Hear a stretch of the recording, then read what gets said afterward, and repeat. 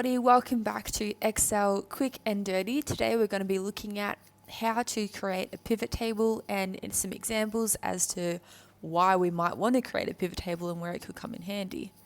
So we're just going to go through the basics today. We have our set of data here. We've got 5 columns and a bunch of rows here with data inside of them, and this is going to be our basis for our pivot table. So the first thing we need to do when we decide we want to create a pivot table is we need to highlight our data. So I'm going to select all my data and Control Shift down arrow to get to the bottom. Then I'm going to go to the Insert tab and click on Pivot Table. So this brings up this table here, and the first thing is the table range that we wanted, which already has our data in there and where we want the pivot table to be placed. So in this case, let's put it in a new worksheet and hit OK. So now we have our pivot table options here, and on our right we have our fields. So as you can see, the fields here are our column titles from our data set. On the other tab, we've got ID, name, account type, account code, and membership start date. So today I'm going to use the pivot table to see how many IDs or accounts are in each account code. So I'm going to drag my account code field into the rows section. So this is all a drag and drop, or you can put in your arrows. So I will drag it into the rows. If I wanted to get rid of it, I would just grab that and drag it back up there. So put that back in. And we're going to use, for the values to count, we want to put in the ID. So I'm going to drag my ID into values. You can see it automatically puts the sum for the values. We need to put it as a count. So I'm going to right click on there, go to field settings and change it to count. So now you can see we want to put the count of ID.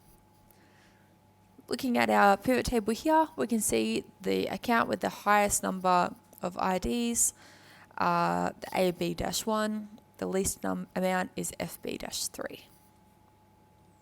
and the total of 40.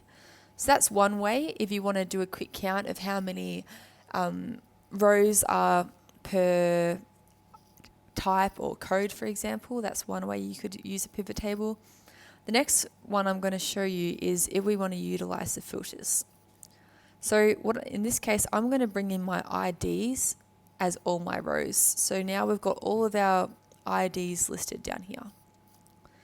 But we're going to put some filters on there, some options that we can filter by. So we could almost put all of these ones here. So I'm going to put account type in my filter, account code in my filter, and membership start date.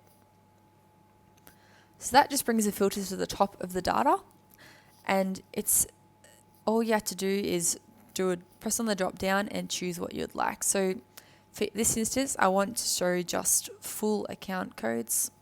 Click off that. Full account types, I should say. For account codes, I just want to show CH-2. Click off that. And I want to show only data from the past 2 months. The latest 2 months, I should say, which there were none. So I'm going to clear a filter off here. There's still none there. Clear a filter off there. So it turns out there are only 2 account IDs that were created in the last 2 months. So you can play around with these filters. I want to take those off, and I just want to show CH2, for example. You can take those off, and I just want to show semi account types. It's a really quick and easy way to get all the data that you need and put quick filters on there. Create some views which are easy to manipulate and change to how you like. So I'd say using rows and values and using rows and the filters, and even using them together, is probably the most common reason to use a pivot table and the most basic way. So we'll leave it at that for now, and I hope you enjoyed that tutorial and that it helped you out with pivot tables, and be sure to like and subscribe for our next tutorial and comment below if you have any requests. Thanks for watching. Bye.